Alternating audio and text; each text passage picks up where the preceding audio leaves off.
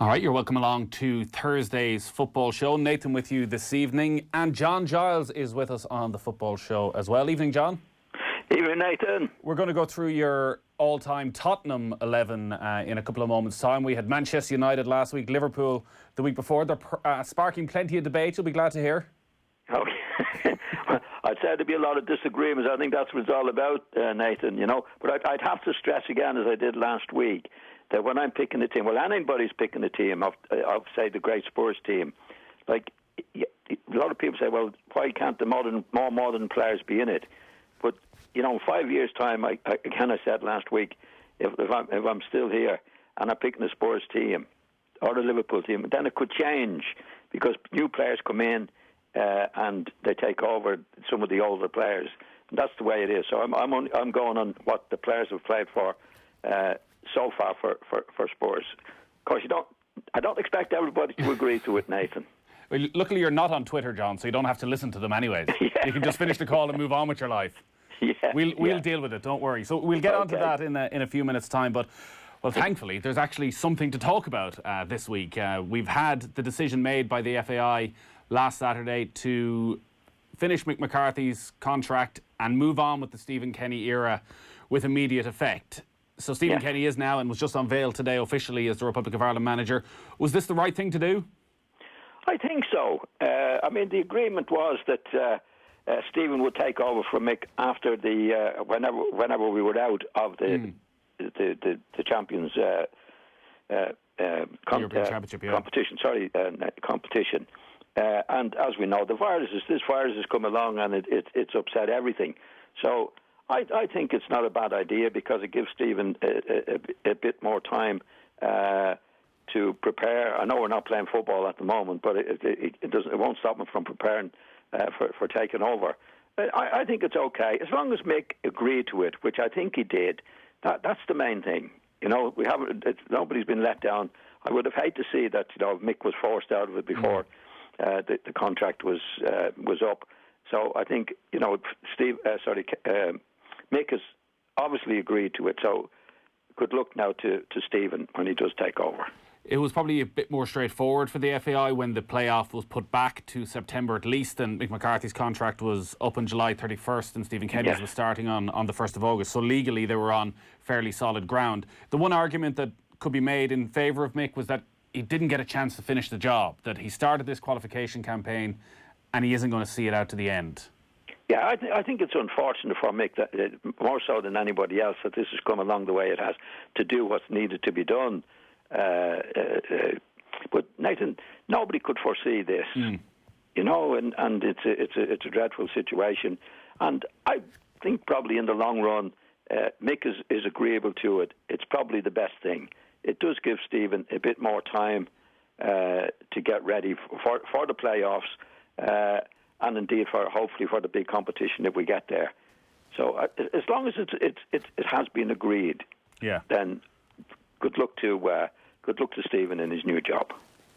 How do you reflect on Mick's 18 months in charge? It was obviously in the shadow of all that was going on off the pitch in the FAI, but it feels almost somewhat forgettable what happened on the pitch. There weren't really any massive high points.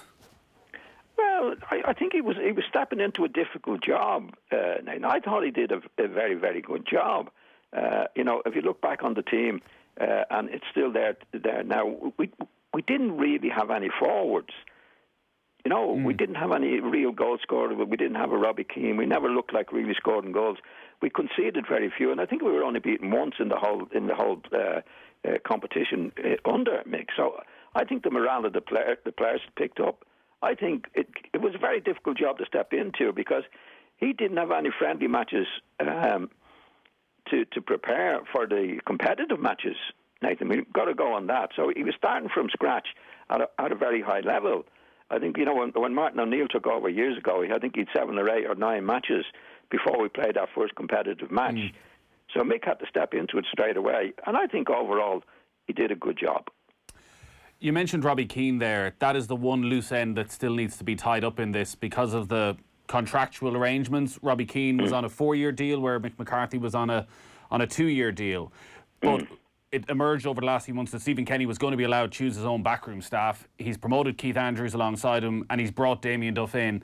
And it hasn't fully been cleared up as to what's going to happen with Robbie Keane, whether there may be some sort of a role or whether he's just going to end up leading. It potentially could get a little bit messy. But Stephen Kenny said today that while obviously he has incredible respect for what Robbie has achieved, he just felt he wanted to pick his own backroom staff, people he was comfortable with, and Robbie wasn't part of that. Is he doing the right thing, or should he have found a role for Robbie? Definitely. I don't think it would be anything personal with Stephen Kenny not having Robbie on his team. But all managers, it's very, very important. One of the most important things for managers is to have their own people on their team. And Robbie has been in the game a long time, and I think Robbie would appreciate that. That Robbie knows the game well, and any time a manager comes in, he always brings his own people or the people that he wants with him. And in Robbie's case, see, the contractual situation might be difficult for the FAI, but Stephen had no role to play in that.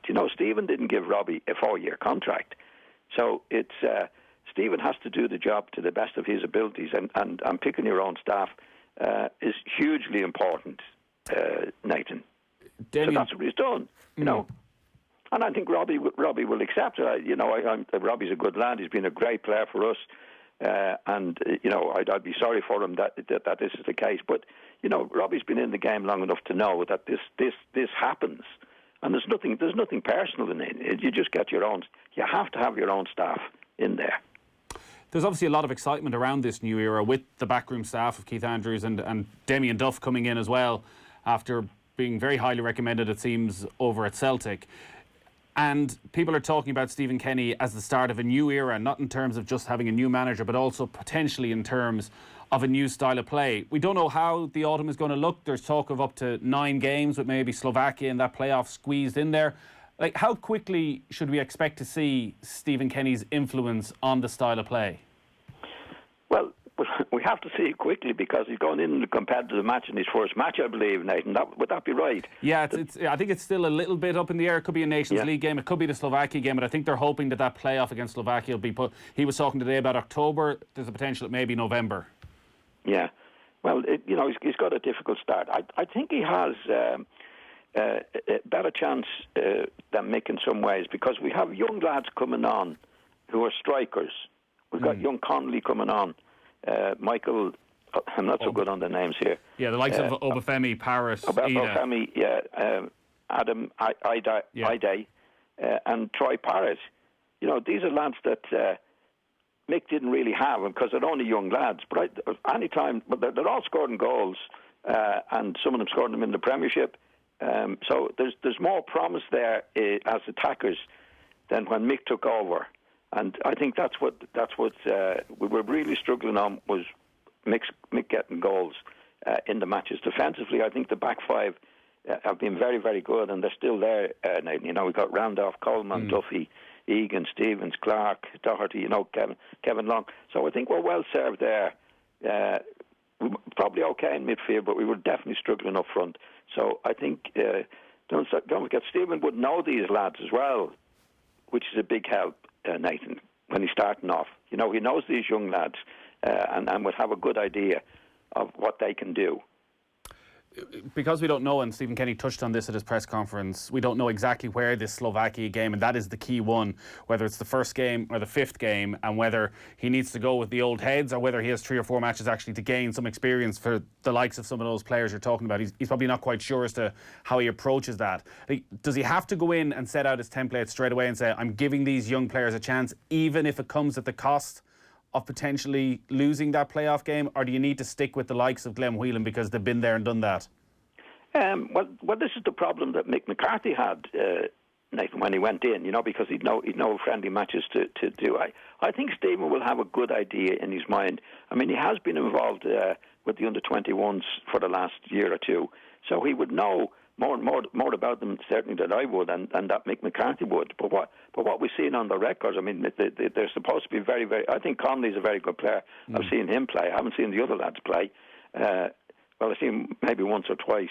But I'd say Stephen would have a very, very good knowledge of these particular players, And I think he would know better now of what these lads could do at senior level than Mick McCarthy did at his particular time coming in. So I think Stephen would have a good idea. But the ideal thing would be have 1 or 2 practice matches to really find out. It feels as though probably over the last 10 years that football has moved on somewhat in terms of style of play and the excitement and the amount of goals that are scored, and most teams are now quite attacking teams. But in international football, particularly with Ireland, we've rarely if ever seen that. We've rarely if ever seen an Irish team that can dominate possession. And Stephen Kenny talked about that today, of wanting the senior team to be a team that can dominate possession, and also that being a template for underage sides as well, that this is sort of our footballing DNA now, that we're a side that controls possession. It's an easy thing to say. When you look at the players he has available, is it possible? Well, as you say, it's an easy thing to say, and we'd all love to have it. Any manager coming in would love to be able to have midfield players that can control the play. I'm not so sure we have, Nathan. I think we're okay. I think the back 5 or the back 6, back 7, whatever, are really, really good. Really good. That's why we've conceded very few goals. Now, that's the starting point. Do we have it in midfield? Well, I wouldn't be too sure. I think we'd be workmanlike. I mean, Jack Byrne is a creative player. Brady can be a Dowda can be a creative player. Hendrick can come in. We've got players who I think can be better than showed under Mick McCarthy in the last 2 or 3 years, and maybe even 4 years. We need somebody in midfield to do it as well, but we were really, really lacking up front. So, fingers crossed, and Stephen would know the younger players better than I do. But what I've seen of them, I read about them, that we have a few young players there that can score goals that we haven't had in the last, 2 or 3 years anyway. One of the constant questions, and maybe it's quieting down a little bit over the last couple of years, is about the respect for Stephen Kenny from senior members of the team who wouldn't have worked with him and maybe don't follow football in this country as closely as they should and don't realise what he's done with Dundalk, and maybe even over the last 18 months haven't even followed what's been going on with the under-21s. Does he have a job of work to do in those first few training sessions to convince people, or do you expect the players just get on board? I would be very surprised if they didn't get on board straight away. I mean, Stephen has a very, very good record with Dundalk, and that was a great job that he did there. And he's done a very, very good job with the under-21s. So I don't think there'll be any problem with that as well. I think what happens with players, Nathan, I think they always go into it with an open mind. And if the manager's really doing his stuff, then they buy into it. If he's not doing his stuff, then they know straight away this fella's not very good. Now, I don't think that's the case with Stephen. I think Stephen has a very, very good record behind him. I think they will give them the utmost respect, and then it's up to Stephen then to do the job. And I'd be confident that he will. I think he's a good lad, Stephen, good character. He's done a great job with Dundalk, a really great job, and I think he's done a very good job with the under-21s. So I don't see any problem with that, Nathan. I think the players will have a great deal of respect for him. And you can tell anytime you listen to him talking just how much this job means to him. Spoke today about being the pinnacle of his career, that he doesn't see this as a stepping stone to another job, that this is the job he's always wanted. You've been there, you've been the Republic of Ireland manager. The pressure that's involved, is it different? Is it totally different to anything else you could ever experience? Well, I think all jobs, like any manager, Nathan, no matter where they are, there's pressure on. And, Stephen can live with the pressure because, he's a football man. And, I've met him a couple of times, and he's a smashing lad who loves the game. So I don't think he'd be worried about the pressure. I mean, he wouldn't be in the position he is now if he couldn't take the pressure, because whether you're playing with Dundalk or Manchester United or anybody else, there's pressure. And I know Stephen is a football lover, and he's really, really looking forward to doing this job. I don't see the pressure getting to Stephen any more than it gets to any other manager. Yeah. And I think he'd be well able to handle it.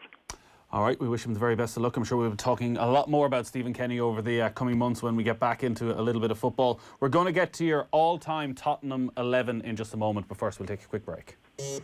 Football on Off the Ball with Paddy Power, the greatest football partnership since Juff and Heskey.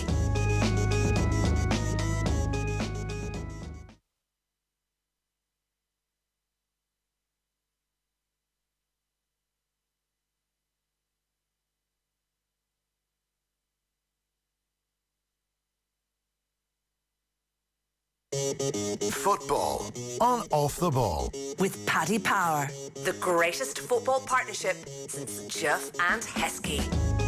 All right, you're welcome back. It is Thursday night's football show. John Giles is with us on the line. We've just been talking about Stephen Kenny taking over as Republic of Ireland manager, but now this week and for the last few weeks and probably for the next few weeks as well, John is going through his all-time 11s from different clubs dating all the way back to 1960. And tonight we're looking at Tottenham. And John, I guess Liverpool and Manchester United was a mix of the old glory years and the modern teams, with Tottenham probably a bit more actually around when this started off, because their last league title was all the way back in 1961. Yeah, I'm going back to that time, actually, Nathan, when they were in a great team. Actually, going back to the old days, 1959, I'd maybe debut against Spurs. When they were coming on to the best, Danny Blanchflower and Dave Mackay just come down from Scotland. They didn't win the league that year, but they won the double the next year. They were one of the great teams with great players, Nathan. And as you said, they haven't won the league since, I think it's 1961, is that right? That's it, yeah. Yeah, when they've had this great team, but they've had great players along the way, of course. Yeah, but I think they were the first team of that century to win the double. Yeah, it was something else back then. I think it was a real separation for greatness, and obviously it's become a little bit more common over the last while as the better teams tend to win the FA Cup as well. So let's get into it then. Your starting 11. I think you're going to go with a 4-3-3 formation. Who's your goalkeeper? Goalkeeper is Pat Jennings. All right, straightforward decision. Pat was one of the great goalkeepers. Great ability and great control. Very calm individual. Funny enough, when he first came to Spurs, he came to Spurs from Watford, I think, Nathan, and didn't do very well. He was left out of the team. There was a lad called Billy Brown, who had been the goalkeeper in the doubles winning team, and who was still there, and he got back into the team. So it took Pat a while to settle down, but once he got back in, at that, he was very young. He was absolutely brilliant. I think he was the best goalkeeper of that generation. He spent 13 years at Tottenham, incredibly successful time, and maybe his reputation at Tottenham, because he ended up signing for Arsenal and the rivalry that's there, I don't know, was it tarnished somewhat, but he's such a legendary figure in this country as well. Was he an incredibly commanding goalkeeper? Yes, and calm. He was always calm. He never got excited about anything. He made his saves. There was no big deal to him. His technique was brilliant, but a very calm goalkeeper. He was as I say, he was the best around my time. I was very lucky. I played twice with Pat. I played with the All-Ireland team, and I played with the 3 versus the 6 when we were going into the European market at that particular time. And he's a very calm fella off the pitch as well, I think. But he carried that onto the pitch, he just knew what he was doing. He had a great pair of hands, huge hands. He was a really top-class goalkeeper with a great temperament. You could trust him, really trust him, Nathan. Yeah, the hands are the one thing that everybody talks about, like hands like shovels. Yeah. But he was a great personality, when he got off the pitch. He always struck as a really easygoing lad, and he carried that onto the pitch. But did the job. I mean, his goalkeeping was brilliant, very agile. The likes of Shilton and Clemens were around in that day, and Gordon Banks. In my opinion, I played against all those guys. In my opinion, Pat was the best of them. He was the first goalkeeper to win the PFA Player of the Year, played over 1,000 times at the top level. Would there have been an acceptance around the late 60s, early 70s that he was the best goalkeeper around? Oh, I think so. A lot of competition in those days, though. You had Shilton coming into it. You had Gordon Banks, who were great goalkeepers. Ray Clemens, terrific goalkeepers. But again, I think Pat was the best of them. That's all I can say about him, Nathan. These were all great goalkeepers at that time, but he was top class. All right, so Pat Jennings is the goalkeeper in John Giles' all-time Tottenham 11. Your back 4 then. Let's start at right back. I'm going to give it to Steve Perryman. Okay. Steve Perryman, I played against him a lot as a midfield player. He was a good midfield player, good character, good leader. Wasn't outstanding in the middle of the field, but he moved to right back, Nathan, later on. And I don't think he got into the England team, but at that time I thought he was the best right back around. He was a good warrior. He was a real Spurs man.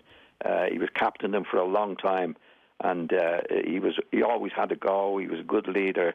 in what he did. He was a good player, Steve, but right back was definitely his best position. It was easier for him than playing in the midfield.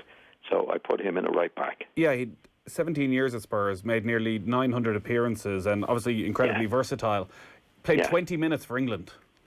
Did he? I didn't even know he played for England. But as I say, he's a midfield player now. I had a lot of battles with him. He could get stuck in. Good player. He wasn't one of the best English midfield players at that time. But certainly when he went to right back, he might have got in. I don't know whether he got in at right back in the England team or not. But I would have had him at that while he played at at Spurs at right back. I thought he was the best right back at that time. Was he that modern type of right back where he'd be bobbing up and down the pitch, or was he just steady? Oh, he could, yeah. Well, he'd move from midfield, so he'd obviously had good control and could use the ball well, Nathan. But you'll find with players that can play, the further back you move, the easier it is. And that's with him, because he played a long time in midfield before moving into the right back position. All right, so Steve Perryman at right back. Who's your left back? My left back is Chris Hughton. Good Irish representation in all these teams, John. Yeah, well, they were good players, yeah. Nathan. Chris got on with the job. No fuss, nobody. You see him now as a manager. He never seems to get excited about anything. But he could really play, get the job done. No fuss about him. Get on the ball, use the ball, defend well, and he was an ideal type of, again, temperament for the game. He's a quiet lad, Chris. But a very, very intelligent lad, in my opinion, and certainly football intelligence he certainly had. And a good player, really good player. Is that one of the big transformations in the game then in recent years, those full-back positions? Because I think almost all of the full-backs you've selected are like real steady characters, almost all of them almost unassuming type characters who just did their job week in, week out. Whereas now, I think Andy Robertson was in your Liverpool side, there's an expectation that they're almost one of the main creators on the team. Well, that's happened. We have the wing backs now, Nathan. I'm not a great believer in the wing backs, to be honest. A designated wing back, because I think I think a full back, the first thing is to defend and go forward at the right time. I don't think you have to have a wing back. They get too far ahead of the ball, I don't think, but a wing back or a full back, in my opinion, defends at the right time, and then when it's time to come forward, they become a wing back anyway. So you don't need a designated one. And these lads in my day, whether it be Paul Reaney or Terry Cooper, came forward at the right time, but they were in defensive positions when they had to be in defensive positions, Nathan. So that's my belief. I'm sorry, I'd be old-fashioned, but I don't see where full-backs in my day attacked. Just attacked it probably as much as the wing backs today, but they were in better defensive positions. And Chris Hughton was one of those. But times have changed. That's the way it is. They have the wing backs, and that's it. I mean, some of them, Andy Robertson in particular, is a really good defender as well as getting forward. He gets forward at the right time. Hughton enjoyed a lot of success at Tottenham, won a couple of FA Cups, won a UEFA Cup in 1984. As a player then, defensively, was that his main strength? Was it his awareness? Was it his crossing? What part of his game really stood out? Well, he was an all-round player. He defended well at the right time, Nathan, and came forward at the right time. He was in my day it was called fullback. They were expected to do that. Yeah. There was a lot of attacking fullbacks in those days. Terry Cooper at Leeds, there was Ray Wilson at nearly all of them. Jimmy Armfield, but they weren't designated wing backs. They were fullbacks who came forward at the right time. And again, just before I started coming in, the fullbacks didn't get forward beyond the halfway line. They were big fellas, strong, could get stuck into the winger. And then the game changed. The likes of Tony Dunn, Ray Wilson, Chris Hughton all come into the game and got forward at the right time. But they had their defensive duties as well. So Chris Hughton's your left back. Your two centre halves then? My two centre halves, I'm going for Mike England, who played in my day. He played at Blackburn and then he was transferred to Spurs, and he was a Welsh international. Very good in the air, good on the ground. He was a very, very good player, Nathan. Mike England. Yeah, I don't remember a lot about Mike England. So, as you say, I think he was there from 66 to 75. He had almost a decade at Tottenham. Was he very much the main man at the back of that team? He was. Winning FA Cups and UEFA Cups. That was 9 years. That was 9 years he was there. He was a big lad, good underground. Now, he's good. He was a top-class player, Mike England. Played for Wales for years as well, Nathan. Yeah, he was a top-class player. So who's alongside Mike England? I'm going for Leslie King. Okay, so because the one I was thinking was maybe someone like Gary Mabbitt, but Ledley King's an interesting one because in a way it feels like a talent that never fully flourished, who spent his entire career at Tottenham and just had so many injuries, where he could have been one of the great centre halves. He could have been on sort of a Rio Ferdinand type level if it wasn't for the injuries. Yeah, he was such a game lad. But when he played, you know, and that's why I'm picking him, because he had a lot of injuries, but he was still a terrific player for Spurs. You know, he made, how many appearances did he make, Nathan? I think for Tottenham he made 320 appearances in 13 years. Yeah, well, that's not bad for a lad that had a lot of injuries. But when he played, you'd never think he had an injury. You know, he was so game and brave that, you know, he never made an excuse of it. He'd just play when he could play. And he had a great attitude. But you'd have to have a great attitude to get as many injuries as he did and play as many matches as he did. I thought when he did play, he was a terrific player. Yeah, he was. He was a real lovely footballer to watch. Would they have complemented each other, Mike England and Ledley King? Yeah, I think so. Yeah. As long as the both can defend it, there's no harm with the two of them being able to use the ball, Nathan, at centre back, and he could do that. But I'd say Mike England would defend a little bit more than King. So you're back for then Steve Perryman, Mike England, Ledley King and Chris Hughton. Let's get on to the midfield then, because this is generally where the controversy starts, John. You've gone with a three-man midfield. Who's the first of them? I'm going for Danny Blanchflower.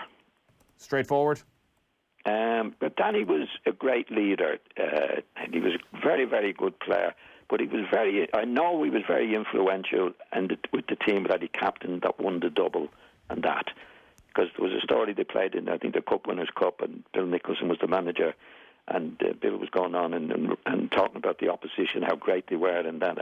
And Danny said, well, hang on, Bill. He said, we have a few players that can play. So they went on to win it. So I know Danny was very influential in that team with those particular players, and he was a great leader and a terrific player himself, Nathan. What sort of player was he? He was an attacking, we would call him an attacking midfield player. Well, see, when those days you had wing halves, and again, they were expected to defend and attack, you know. And but Danny would be more known as a creative midfield player than a defensive midfield player. And he was good at it. He was really good at it. But he was very influential in that great team, Nathan. Interesting, even, as you say, a creative midfielder, that their job was very much to create. He scored 15 goals in 337 appearances for Tottenham. For a player who played in that advanced role, would you have expected more goals from him? Would that surprise you that that's what he got? He didn't play in an advanced role, because he defended when he had to defend, but attacked. He got obviously very, very good on the ball. He wasn't a goal scorer midfield player that you get today when they're designated midfield players. A lot of the midfield players are expected to score goals. Like Martin Peters came later on. Martin Peters was hardly in the middle of the field. He started from the middle field, but he was a goal scorer. Where Danny was both. You know, he was up and down and creative and defended when he had to as well. But definitely a great leader in that team, Nathan. And Footballer of the Year as well. That year that Tottenham won the league in '61, their last league title. He was the main man on that team. Yeah, he was very influential because I know with the manager, he had a good relationship with the manager at the time. And but I know that in big matches, and Danny was a terrific leader of the team. Did you play against him much, or was he was I made my debut against him. So he played that day. You made your debut. He made a comment to me afterwards. I don't know whether he was joking or not. He said, "You did much better than I did in my debut." I know he said, I didn't do as well. Whatever he said, anyway, I could have taken it either way. But I think he was being complimentary. I'm only kidding. Well, when you finished and you've just made your debut, getting a compliment from Danny Blanchflower, I'd say was something to cherish. We were beaten 5-1. You didn't walk into the dressing room, goes lads. I think he was trying to be nice to me. Right. Give you a little pick up for the Irish lads. So Danny Blanchflower. Who else is in there? I've gone for Glenn Hoddle. Okay, there's obviously a brilliantly creative Spurs midfielders over the last few years. Why is it Hoddle? Yeah, he was that. I don't think Glenn Hoddle was a great player now. I think he was a terrific player over a long period of time for Spurs, and at the particular time he was in the Spurs team. They didn't have a great team, and he did particularly well for them in that particular time. What I played against Glenn Hoddle, what I found with him, he was a very gifted lad, Nathan, but he wasn't quick. So what happened to him over his career was that if he was having a good time with Spurs, and then people would pick him out and they would close mark him, he couldn't get rid of the marker. And then he'd have a poor time, and then they'd leave him alone, and then he'd have another good spell. Like he played 49 matches, I think, for England, and he was still promising at the end. Do you know what I mean? With the ability he had. But I think he was a terrific player for Spurs at that particular time. Very gifted lad. Scored spectacular goals. He could distribute the ball well. He was easy on the eye, Glenn Hoddle. You know, he's a very, very good player.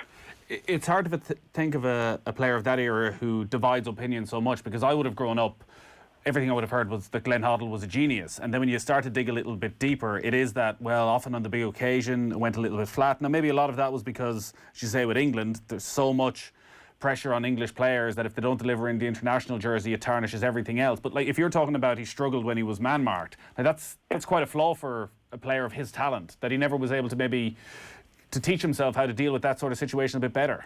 Well, that was him. That's why opinions would be divided on him. And he said, hey, he had 49 matches for England, and he was still promising at the end of it. Like, he never really got the job done, because when he was having a good time and he wasn't marked closely, then people who were watching the match say, you better get a grip on Glenn Hoddle. Then he'd be marked tightly, and then he wouldn't be as good. So that's why he was so mixed in opinions. You know what I mean? Yeah. But he did a huge job for Spurs at a time when they needed somebody like him to do it. Was he a luxury player then? Well, as I say, on his day, if he wasn't closely marked, he could be hugely influential with spectacular goals and spectacular passes, Nathan. You know, he could do it. He'd be better than what we hear today about a player on his day. I think he tried all the time. I think what you find with the players on their day to day is they don't have a go. Now, to be fair to Hoddle, he always had a go, but he didn't have that change of pace that when he was closely marked to do what he could do when he wasn't closely marked. So when you went up against... He was a big hero, though. Big hero at Spurs, you know. Well, I think they've always at Tottenham loved that type of player, that sort of flair player. Oh, he could play. He could distribute. A brilliant, lovely distributor of the ball, and could see that pass, Nathan. And again, it's all about time and space. If you're not given the time and space, then you can't produce it. And as I say, I don't think when he was closely marked, he wasn't quick enough to get away from the marker. But there was lots of days when he wasn't marked tightly, and he could really do his stuff. And he did his stuff at a time when Spurs, again, weren't a great team. Yeah, he scored in the 79-80 season. He scored 22 goals that season from midfield, so he obviously had that in his locker as well. Exactly. He was a brilliant. He could score some great goals, Nathan. You know, he was a very creative player and could see a pass and that. You know, a very, very attractive player as well. But that would be my criticism of him at that time. But he's still getting in my Tottenham team over the years, because at a time that he did play, he did a lot of good for Spurs at that particular time. So Danny Blanchflower and Glenn Hoddle are two of the three. Who makes up your Spurs midfield? Dave Mackay. No Luka Modric? No, I have to apologise for John White, who played at that time, Ozzy Ardiles and Luka Modric. But Dave Mackay was the best of them all, Nathan. This was a guy who came down from Hearts in Scotland. I think it was in 1950, actually, but I played against him my first match as well. Dave Mackay was one of the greats. He could do everything. He could tackle. He could score goals. He could do it a lot. Dave Mackay was one of the greats. The great attitude, tackler. If he played in the left-hand side of midfield, but if the right winger or left winger was holding the ball long enough, he'd be tackling him. Did everything. One of the greats. This guy now would be better than Modric or John White or the players that we're talking about. He was the best, in my opinion. He was the best of them all. A lot of what I would have read about Dave Mackay was probably later in his career when he signed for Derby under Brian Clough, and I think he was 33, 34 at this stage, and Clough turns him into a sweeper. And as you say, like, players as they get older should learn more about the game. He seemed to be exactly that when he went to Derby. Like, despite his age, was still this key figure in what Clough managed to do at Derby. Oh, definitely. See, he broke his leg. He had a broken leg against Manchester United. He was in a tackle with Noel Cantwell when he was at his peak. And came back from that, Nathan. Now, he wasn't quite the same player again, but he did captain the team, I think, in 1967, I think, when they won the Cup, and went on from there. You know, this fellow was one of the greats. He was all over the place. He could tackle. He could win the ball. He was. I spoke to him at Billy Bremner's funeral. He came up for Billy's funeral, and he was a great player at Hearts. And Matt Busby was manager of the Scottish team for a while. And I said, why didn't Matt Busby sign you? Because he moved for Spurs for about 30 grand, which wasn't a great deal of money at the time. He said, I got a bad ankle injury. He said, and I played again, and I got it again. He said, I was out for a long time. And he said, I think everybody thought I was finished. And he then went to Spurs and was a sensation in his first season, Nathan. He was brilliant. There's that famous photo of Dave Mackay and Billy Bremner when Mackay has a good grab of Bremner's jersey. I don't know, was Bremner out to get him in that match? Well, Dave said that himself. I was at the match and I was near the tackle. I don't think he did. I'll tell you my own opinion on it. Dave Mackay was a great player, and this was after he broke his leg, and he didn't get back in the Scottish team, right? And Billy Bremner at that time was the captain of the Scottish team. And I think Dave resented it. Do you know what I mean? Yeah. Like I know Billy idolised Dave Mackay. Idolised him. And I was near him. I don't think it was that bad a tackle. There was a bit of a contact, but Billy didn't go out to do him at all. But I think Dave, there was a famous photo, grabbed him. But I think Dave was thought, you little so-and-so, you're captain of the Scottish team.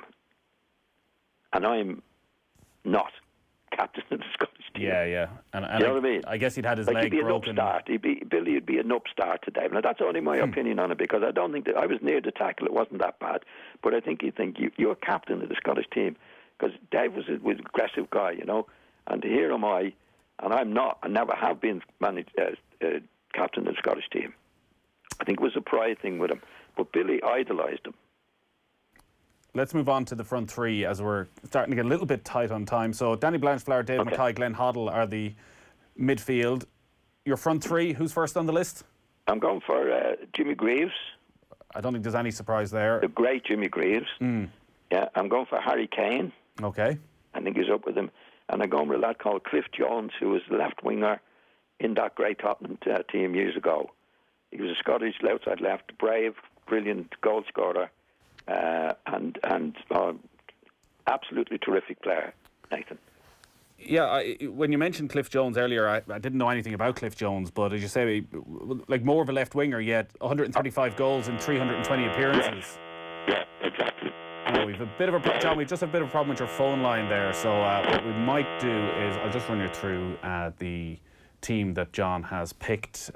So his 11, if there's any Tottenham fans out there, you can get in touch on 53106 here on the Football Show, or do send us a tweet at Off The Ball. We'll have this up online on offtheball.com very shortly. Pat Jennings in goals, a back four of Steve Perryman, Mike England, Ledley King and Chris Hughton, a midfield three of Danny Blanchflower, Dave Mackay and Glenn Whelan, and as John has just told us, his front three of Harry Kane, Jimmy Greaves and Cliff Jones, and he had lots of honourable mentions for various different players, including Luka Modric, who I'm sure would get in his Real Madrid all-time 11, but didn't make this. The likes of Gareth Bale, Clive Allen, Gary Lineker on that list of players who were very close to making his Tottenham all-time 11. I know there was a lot of controversy about Manchester United and Liverpool. I'm sure we're going to get plenty of reaction to this as well. John is back on the line. John, we were just talking about Cliff Jones, and it was mentioned that I'd heard very little about him, but a quick look up online showed he had this brilliant goal-scoring record for somebody who it seems essentially was a wide player.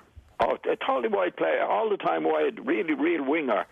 Not very big either, quick, brilliant in the air, scored a lot of goals. He was a great player, Nathan.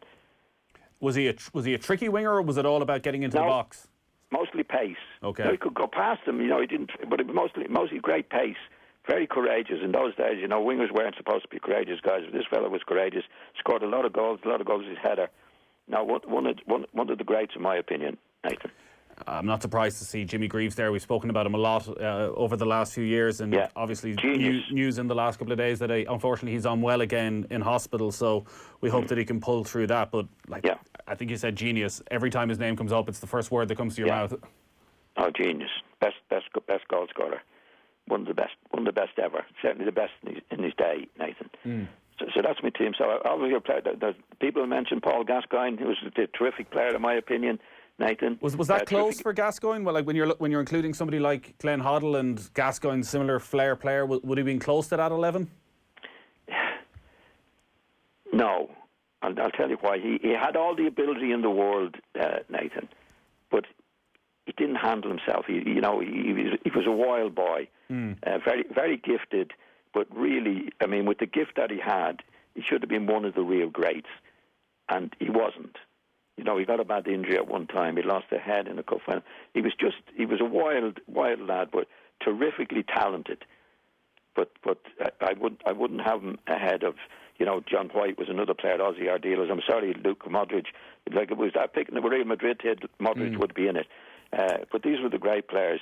Gary Lineker deserves a mention. A lot of players deserve a mention. I don't have time to mention them, but Paul Gascoigne was a terrifically gifted lad.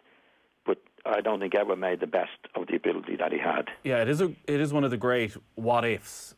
If Gascoigne, as you say, maybe hadn't lost the head completely in that final, because the tackle that he put in, that ultimately he suffered the injury in that cup final. Like his head seemed to be gone completely. If he hadn't had that knee injury, all the other problems, and he clearly has had massive issues throughout his life, but were all of those really exasperated because of the timing of that injury, where it looked as though he was about to become maybe one of the best players in the world? Like, do you think you'd seen enough that if he hadn't had that injury and if things hadn't gone wrong off the pitch, that he could have been one of the best players in the world? Nathan, you can talk about the injury, but players get over injuries, right? Like, it was a self-inflicted injury, by the way, because his head was gone in the match. But when you get an injury like that, then you have to work hard to get fit, But I know during that particular time he was up in Scotland at some time, and out of his head with a few jars on him, and fell down the stairs. Which put the injury back again. In other words, when you're a professional footballer and you get an injury, you have to work harder and harder and harder to get back your fitness. He was never the same after that injury, Nathan, because he didn't work at it as well. He said, I don't want to be too cruel to him, but we're talking as a footballer. Yeah, look, I think there's a real sadness around Paul Gascoigne and the way things it turned out. Definitely, had the ability, but didn't have the temperament to really be true to the gift that he was given. Just to round off then, your final selection in the front three was Harry Kane, who may go on to break lots of records, and depending on how the next 5-6 seasons go with Tottenham, could end up as the all-time leading scorer in the Premier League and could lead Tottenham. He brought them to a Champions League final last week. Clive Allen, Gary Lineker, maybe a couple of those who were in the mix, or is Kane a level above them? Definitely. I think Harry Kane would, any of the teams I've mentioned over the years, whether the double team, I think Harry Kane would have got into any of those teams. Okay. And that's I think he has done an awful lot so far, and I think if he keeps his fitness, I think he's got the right attitude to be one of the greats at Tottenham. So he'd definitely be in my team. All right, your team is Pat Jennings in goal, back four of Steve Perryman, Mike England, Ledley King and Chris Hughton. In midfield, it's Danny Blanchflower, Dave Mackay and Glenn Hoddle, and then a front three of Cliff Jones, Jimmy Greaves and Harry Kane. John, great stuff as always. We'll talk to you next Thursday. Thanks, Nathan. Football on Off the Ball with Paddy Power, the greatest football partnership since Shearer and Owen.